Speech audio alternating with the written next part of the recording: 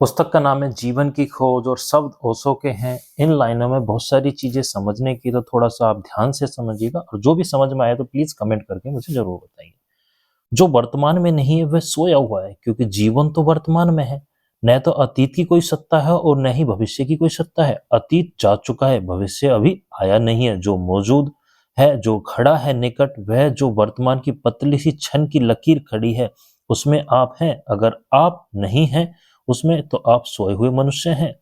फिर यह सोया हुआ मनुष्य जिसका बोध अतीत या भविष्य में है, वह वर्तमान में जो भी करेगा वह गलत हो जाएगा, वह असमयक हो जाएगा, क्योंकि सोया हुआ मनुष्य ठीक कैसे कर सकता है। वह जो भी करेगा वही भूल हो जाएगी। मुझसे पूछिए तो सोए हुए कोई भी काम करने का नाम मैं पाप कहता हूँ। जिस काम को आप सोए हुए करते हैं वही पाप है। मैं यह नहीं कहता कि हिंसा पाप है, मैं यह नहीं कहता कि क्रोध पाप है, मैं यह नहीं कहता कि हत्या पाप है, मैं यह नहीं कहता कि चोरी पाप है। मैं कहता हूँ जो काम भी सोया हुआ किया जाता वह पाप है। और आप हैरान हो जाएंगे, जिन जिनको मैंने पाप किया है उनको करने के लिए सोया होना बिल्कुल जरूरी है।